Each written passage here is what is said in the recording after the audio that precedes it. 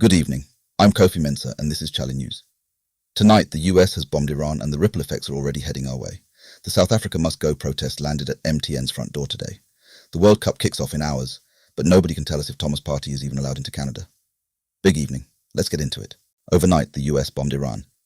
Trump is threatening more strikes today after Iranian forces shot down an American helicopter near the Strait of Hormuz. Iran has already hit back at US Gulf bases. Kuwait has deployed air defenses. This conflict is live, and it matters here. Oil prices could spike, which means fuel prices go up, which means everything in Ghana gets more expensive. And for Black Stars fans planning to fly to the World Cup, transatlantic fares just got shakier. Full breakdown on chale.news. Right here at home, the South Africa Must Go campaign escalated sharply today. Protesters marched to MTN Ghana's head office in Accra, also targeted DSTV and extended to Goldfields operations in Tarkwa.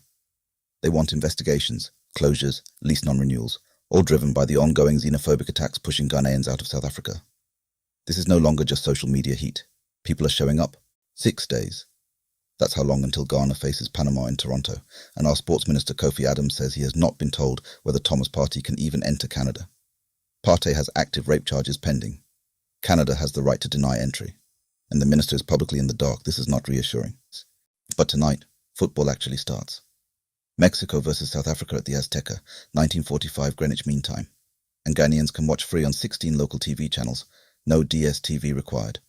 The Black Stars' turn comes June 17th. Enjoy tonight. The Anti-LGBTQ Bill standoff took a new turn.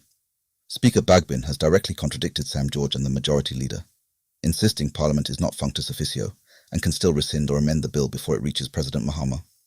He says a motion of rescission is a perfectly valid post-passage procedure, so that debate is not closed. Wontumi, NPP's Ashanti Regional Chairman, has formally requested a plea deal in his 14.3 million Ghanaian cedis Exim Bank fraud case. The Attorney General notified the Accra High Court today. He's also awaiting a verdict on July 3rd in a separate illegal mining case that carries up to 25 years. Busy legal calendar. This one is extraordinary. NDC General Secretary Fifi Kwetey from the ruling party publicly said Ghana's flood crisis and illegal land sales would not have happened under Rawlings' military government, a sitting party official invoking the PNDC as a better option. And he's not alone in sentiment. A University of Ghana study finds nearly 1 in 4 Ghanaians now prefer military rule. That number should alarm everyone.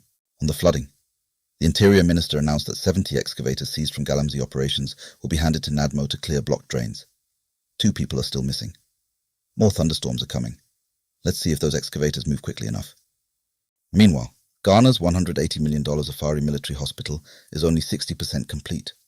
After 12 years, the government is only now re-engaging the contractor, who is demanding up to $85 million in unpaid bills before returning to site. No completion date has been announced. 12 years. Some good news on the economy. Ghana's GDP grew 6.4% in the first quarter of 2026, the strongest Q1 performance in at least 2 years. ICT, mining, trade and transport led the way. The recovery trajectory is real. The question is whether ordinary Ghanaians feel it yet. PBC workers have now gone 27 months without salaries. Some casual staff have waited even longer. President Mahama promised to revamp the company during the campaign. That promise is still waiting. Full story on chale.news. Scientists have confirmed El Niño has officially begun, with a 63% chance it becomes one of the strongest on record. For Ghana, that means drier growing seasons, rising food prices, and more weather chaos. We're already flooding. What comes next could be harder. Congo's Ebola outbreak, 550 cases, 101 deaths in under a month, has now crossed into Uganda. The Bundibugyo strain has no approved vaccine or treatment. Health workers are facing attacks from skeptical communities. Ghana's border preparedness remains under scrutiny. Snapsy, Black Sheriff's former manager, has reportedly been arrested by Ghana police over an alleged $1 million fraud, tied to land and construction deals that were never delivered. No formal charges confirmed yet, but the arrest is done. We'll end on this. Prince Deborah Jr., the PRESEC student who carried Ghana's flag at the 2021 NSMQ, has graduated from MIT and is heading to Google as a software engineer in San Francisco. 6-figure starting salary. The kid delivered. Ghana delivered. Well done. That's your evening, Chale. Every story we covered tonight with the full detail is waiting at chale.news.